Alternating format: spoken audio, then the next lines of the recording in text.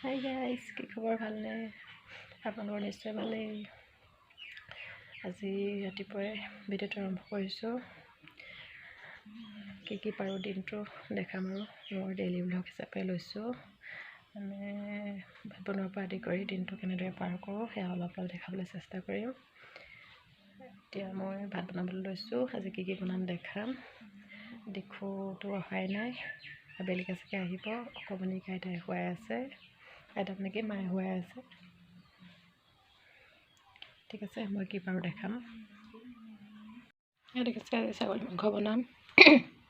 এয়া গোটা ধনিয়া, গোটা জিৰা পিচি ল'লোঁ। এয়া পিঁয়াজ, এয়া মছলা দিম। জিৰা, ধনিয়া, মিট মছলা ইয়াত অলপ সানি থৈছোঁৱেই। ইফালে মই কেৰাহী পাতি থৈছোঁ।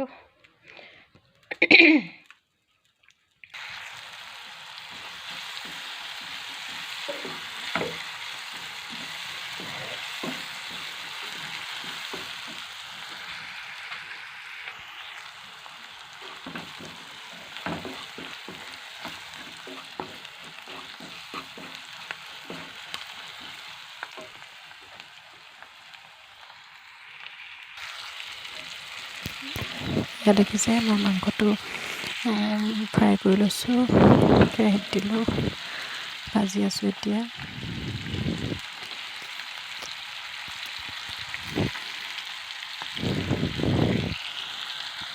তাৰপিছত এইফালে কাচকল কাটি লৈছোঁ, কাচকল ফ্ৰাই কৰিম।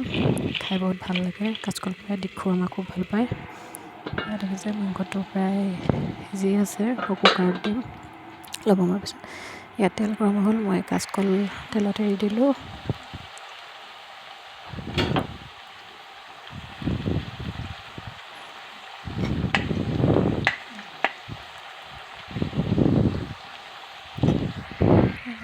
মাংসত আলু বিলাহী দি থোৱা আছে। অলপ সময়ৰ পিছত কুকাৰত দি দিম। কুকাৰত দি চিটি মৰাই দিম। তেতিয়া মাংসটো খাবলৈ বহুতেই কোমল হয়, বহুত ভাল লাগে। তেনেকৈ হ'লে মাংসটো টান হৈ থাকে, বিশেষকৈ ছাগলী মাংস যিহেতু, সেইকাৰণে কুকাৰত চিটি মৰাব লাগিব। এয়া কাচকল ফ্ৰাই মোৰ প্ৰায় হৈ গৈছে। ইয়াত দেখিছে তৰা গাছ, আপোনালোকে তৰা গাছ খাই পাইছেনে? আমি হ'লে খাওঁ প্ৰায় আনি। এয়া পিঁয়াজ দি, জলকীয়া, কণ বিলাহী দি পেলাই মই তৰা গাছ ভাজিছোঁ। মই মছলা একো দিয়া নাই।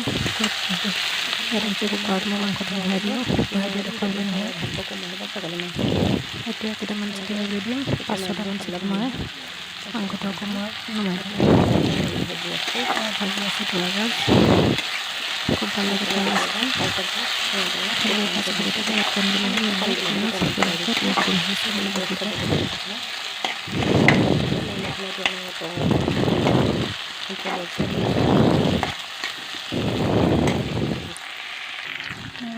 প্ৰায় ভজা হৈ গৈছে, মানে কম কাৰণে কমকৈ বনাইছোঁ।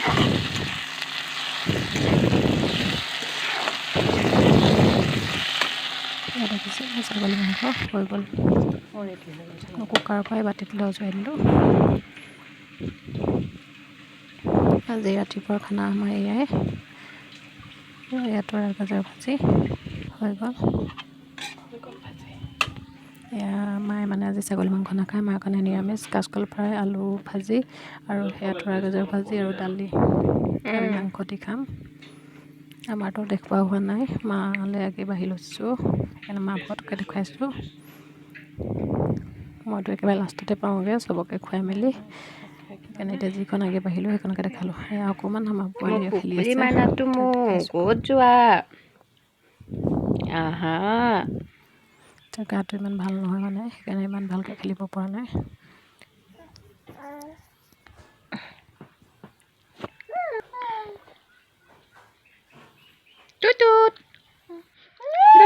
সেয়া এতিয়া আমি খাই বৈ আজৰি হৈ আহিলোঁ। এইকেইটা এতিয়া মই মই অকণমান বহিছোঁ। মা যায় টাউনলৈ কিবা বস্তু আনিবলৈ। আমাৰ এজনো ফালে ওলাই যায় পেলাই লগতে যাই থাকোঁ। যিহে ৰ'দ দিছে, নহ'লে খোজকাঢ়ি যাবলৈ দিগদাৰী। আৰু অথনি সেইটো ভাত পানী খাই কৰি হ'ল, কিন্তু মায়ে মাংস নাখায় যে, মায়ে নিৰামিষ। সেইকাৰণে মা দালি, ভাজি, আলু আৰু কি বনাইছিলোঁ, কাচকল ফ্ৰাই। মায়ে তেনেকৈ খালে, আমি মাংস দি খালোঁ। মই এতিয়া খাই আহিছোঁ। দেউতাকে প্ৰথমে খাই ল'লে, তাৰপিছত মাক দিলোঁ, তাৰপিছত এতিয়া লাষ্টত মই খাই বৈ আজৰি হৈ আহিছোঁ। আকৌ এতিয়া অকণমান জলপান খোৱালোঁ। পপলিৰো গাটো ইমান ঠিক নহয়, অকণ জ্বৰ নিচিনা হৈ আছে, সেইকাৰণে আমনি কৰি আছে। পপলিয়ে খেলি আছে মোৰ লিপষ্টিকৰ বাঁহটো লৈ।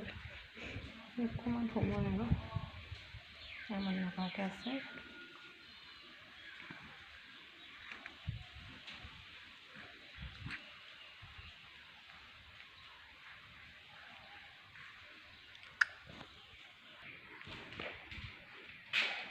এইযোৰ চিনি পাইছে নাই আপোনালোকে?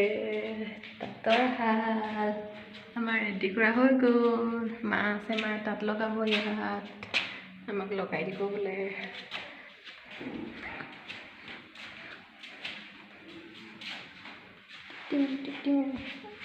এইযোৰ যেতিয়া লগাম তেতিয়া দেখাম হা। এইটো যঁতৰ, এইটো ববিন ফ্ৰেম,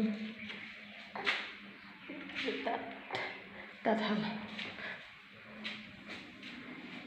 পুকুলি অ' পুকুলি, হেল্ল' কেতিয়া, হেল্ল' কেতিয়া, হেল্ল'।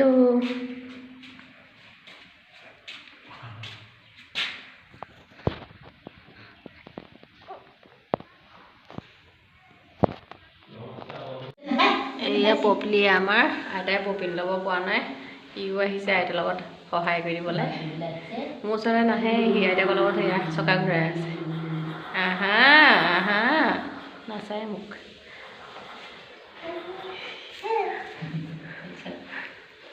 বাবা বাবা, আহা, পাৰিছা আহা, হ'ব আহা। হলদি দাদা হয়তো হলদি দাদা আহা আহা, ভাইটিৰ লগত খেলিবলৈ।